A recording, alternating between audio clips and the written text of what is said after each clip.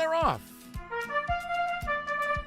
Welcome to Around the Track, the most exciting 15 minutes in wealth management by Dynasty Financial Partners and hosted by CEO Shirl Penney. Hello, welcome to another season of Around the Track.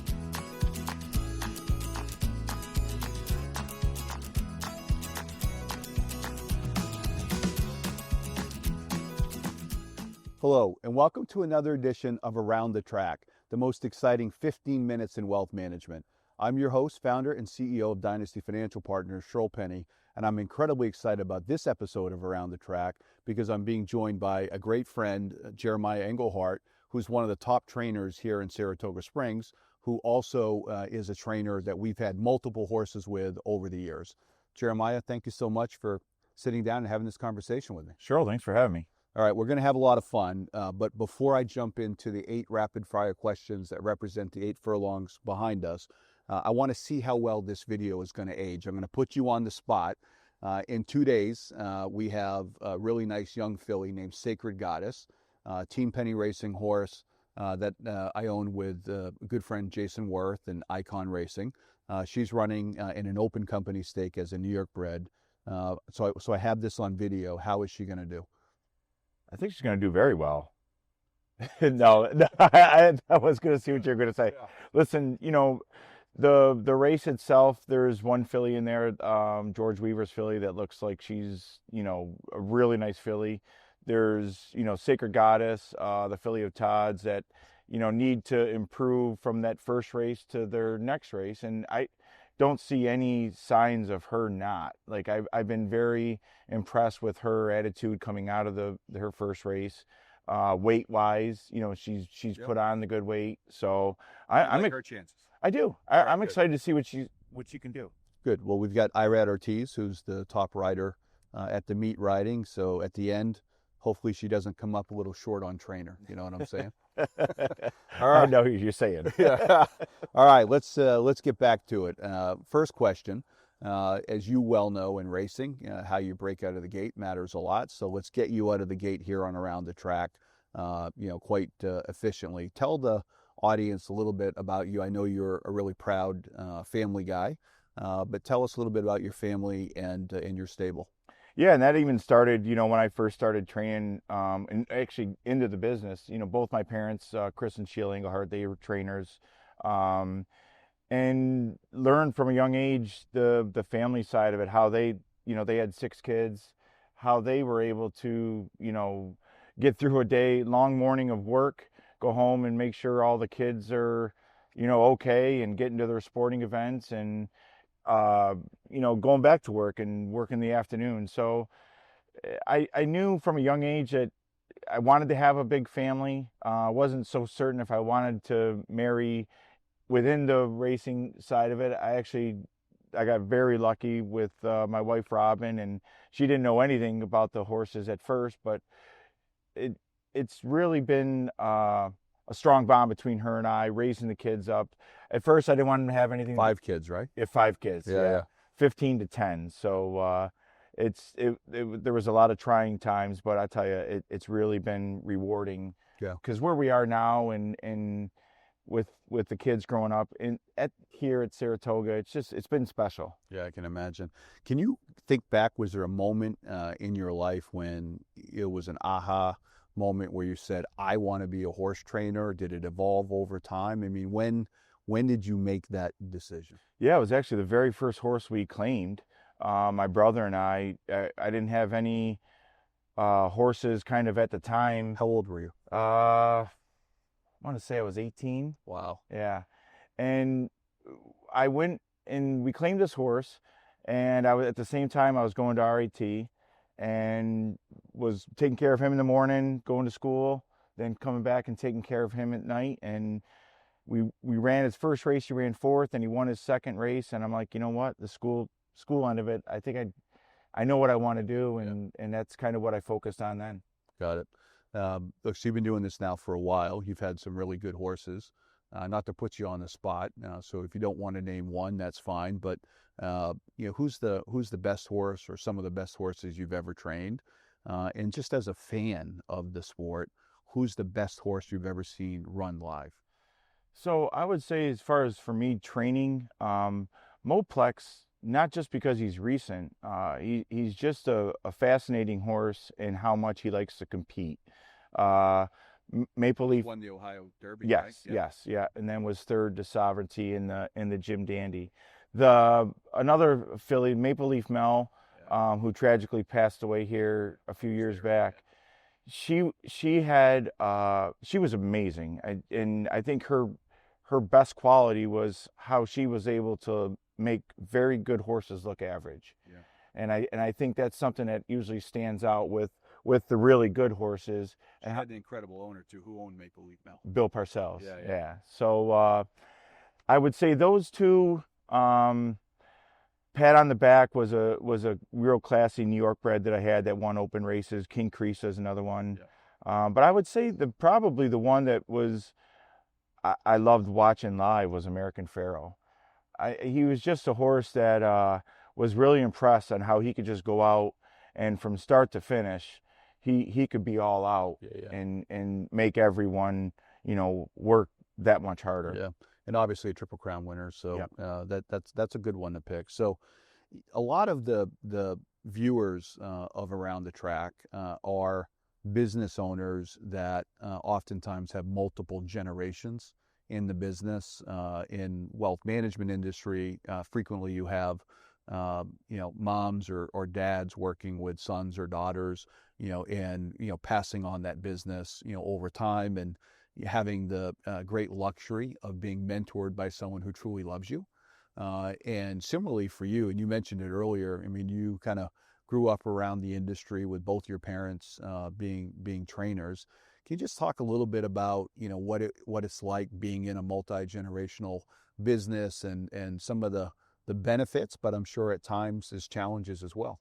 Yeah, starting off with the benefits, I mean, I still use it to this day. This morning I was asking my dad a couple questions. So, I mean, in that regards, I'm blessed to be able to, he was doing it when he started walking hots. I think he was 14. He was getting snuck in the back of a trunk, to the racetrack to walk hots before school. So I think that's the main one is I have this guy who's won over 5,000 wins, and I have him, You call him Dad. and I call him Dad, right? So, and I think as my success is, came to rise as I've gotten older, he's kind of lived off that too, and he's told me, he's like many times how proud he is of me, and that's a great shot in the arm, especially with someone that you look up to and you're close friends. And and I would say too, there's some of the things that what not to do when going back to talk about marrying inside the business. Like, I know there was a lot of times that we're trying for my parents, not only are you working together, you're raising a family together, you have a tough day at work, that's coming home with you, and it's hard not to. Yeah. So I thought that that was something that I kind of wanted to avoid. Like, what would happen if I didn't have the same opinion as the person that I was married to and working with? How is that going to affect later on in the day? How is that going to spill over to a kid's sporting event or something like that? And it's a little bit easier for me to leave work at home sometimes just because of that. Yeah. So, I've had the chance to talk to both of your parents, and they've shared how proud, as they should be, of you and Robin and your family. But the funny thing is, it seems like I'm always talking to your parents when we're in the paddock, because we have a horse that's racing against one of theirs, and they always beat us. yeah. Like, we got to beat your parents one of these times. One of these days, we will make them run second. So I'm going to pivot a little bit here, because a lot of people probably don't realize this. Being a trainer you're essentially a CEO. I mean, you are running a business, right? There's, you have assistant trainers that you have to manage, and you have horses that are at different tracks, and you have all of the grooms, and then you've got to coordinate shipping, and you got to pick which races, and you got to deal with difficult owners like me, right? So it's a lot. I mean, how has your leadership style evolved, as you've been doing this for a while, and what have you learned about yourself as a leader as you've built your stable over time? I tell you, recently, a few years ago, that conversation I had with you about, I was going through the racing form, and it was during the winter time at Aqueduct, and I see, Team Penny has a horse with another trainer, and I'm like, that was a relationship I really enjoyed. I wonder, what happened there at first, why, and you were gracious enough to kind of, give me some tips and Straight talk. right. Yeah. And honestly, I got to thinking about it, and I'm like, that's exactly what I want to do. I want to have a barn up here in Saratoga. I want to make it as owner friendly as I can. Of course, everyone wants to win. If you're here in this sport, you're competitive.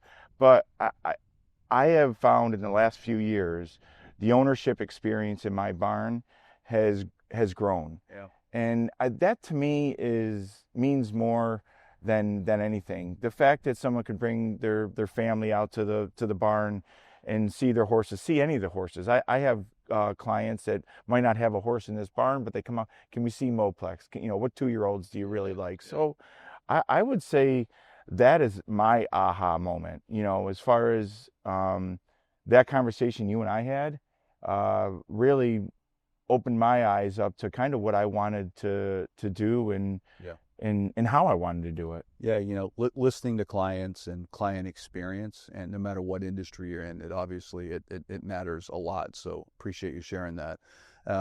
One of the things that happens in this industry, and again, people who aren't in the industry or close to it may not realize that, obviously the jockeys are professional athletes. The best ones here, they actually make quite a bit of money. Yeah. And some of them are young guys and gals, and success can come quick for them, after obviously a lifetime of hard work to get there. Sometimes you see it, with trainers that are getting, hot, or new owners in the space who get lucky, and there can be a lot of financial gain that can come quick. Not that you're one of the older guys in the space yet, but you and I are moving up towards it, right? What are you saying to some of the younger guys and gals that are starting to make some money, in terms of just being smart about how they might look to get better at financial literacy, how they might find an advisor, someone that they can trust to help them early in their career? Because what you do earlier in life, obviously, pun intended, pays much more dividends over time. Yeah, I think in that regard, one thing I can remember about myself is I always felt more was better. In order to make more money, you had to have more horses. You had to have, we had to have a string of horses in Maryland, New York, Kentucky, Florida. And for me, and then you got spread too thin. Right. You get spread too thin. And Coach would always say I had too many fish in the pan, and the good fish are flopping out. So that was his analogy of it. But I think, and this is the exact same thing I remember my dad telling me, quality is better. Don't worry about the quantity. And, like I was just going off the owners, relationships are being so important. Finding out mainly what they want, what is their goal in this sport. Don't necessarily make it about, okay, I need to do this and this. Find out exactly what it is your clients want to do, and within the sport, and do your best to succeed at that. The partnership approach, I think that's good guidance. Look, there are great independent advisors that are out there. So I've had a lot of people in the industry, come to me, owning and running Dynasty Financial Partners, to get them connected to advisors, and that's something that we love to do all the time. All right, so we're coming off the turn. We're headed towards home. One of the things I get a lot of feedback from the viewers is they always like to have me ask questions around mistakes or lessons learned. Because I think in life, so frequently we learn more from, our mistakes or things that don't go well, versus the things that do. So looking back over the course of your career, are there a couple things that stand out that happened that kind of really propelled you either from a professional development or just from a learning opportunity? Yeah, I mean, realizing that when you do make a mistake, honestly, honesty has been a really good approach. I mean, I think it's the best approach you can have. For example, you know, I had a instance where I I forgot to enter a horse, and I was as bad as that feeling is, I always felt like my client respected me more because it wasn't a made up story. He knew exactly what happened. And I think just learning from mistakes. I mean, you entered one of my horses once in the wrong race. Yes, and I remember correct. you calling and saying, I'm sorry, and I'm not going to charge you anything for this month because that was my mistake. Yeah. Which you know, you didn't have to do, and I appreciate that. Yeah. I think just learning from the mistakes, you know, and I mean, I've entered, I think, 30,000 horses in my span of my career. And yeah, there's been a few that you forget to enter or put in the wrong race. It's just the fact that you got to try to learn from those and understand, you know, be honest with your clients. Like, they want to feel at the end of the day that no one's, you know, Yeah, you're human too. right. Yeah. So, and in that regard, is like with your horse, I also knew our relationship, and I knew exactly, you know, how, just knowing you as a friend too, like how you were going to. I want the straight scoop. Yeah, right, Yeah. right. And that's, to me, I just think that's the best approach. And that's what I got from my dad. Yeah. You know, my dad is, you know, you learn from your mistakes. It's funny, like horse trainers will sit there after a race and be like, I knew I shouldn't have run that horse, or I knew I should have, you know, done this. 2020. Right. Yeah. And it happens. I mean, I've been training horses now, I think, for almost like 15 years. And it happens all the time. Like, you're like, maybe I shouldn't have done this. But the really important mistakes that involve integrity, honesty, I think those are the ones you need to learn from the most, and that your clients will appreciate it. Yeah, no, and I love the fact that you went back to the mentorship there with your dad. I think so many times, you know, with youth, right, in any walk of life, why mentorship matters so much, and why I think we all need to go out of our way to mentor people who may not have the benefit, right, or the luxury of having mentors that maybe we've had in our life. With young kids, it's what they see is what they'll be. Yeah, and I have one real quick story to tell you, just off of that, and a question before too. When you asked me, you know, when was that moment? That horse that my brother and I claimed, I was just, you know, my big thing is watching them out here. Usually when what you see out here is what you'll get in the afternoon. And I was telling my dad, I'm like, Dad, listen, my horse is training really, really well. And I was raising him up. We claimed him for $6,000. I think we were raising him up like double the claiming price for $12,500 or something like that. And I'm like, you need to come and watch this horse train. He had a horse in the race as well. We were a coupled entry because I was still running under his name.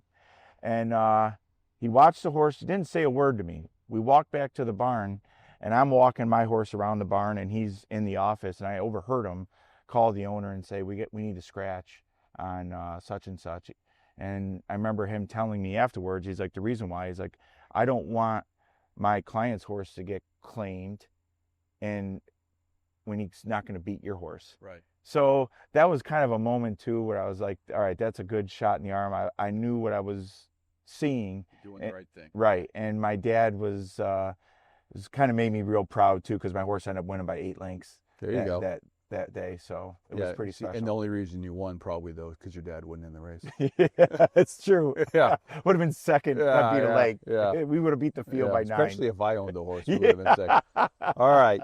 Last question, won't surprise you. Same question that all the guests on Around the Track get asked, which is, what is your big Triple Crown? And I certainly don't have to explain the metaphor to you, but for the listeners, you know, all of us, whether you're trainers, owners, the jockeys, you know, all of the staff that support you, we all dream, right, of winning, you know, a Triple Crown race, let alone winning the overall Triple Crown. It's a big, seemingly unattainable goal that's out there. So with that as a metaphor, you know, for you, and maybe it is a Triple Crown race, I don't know. I'm excited to hear what you say.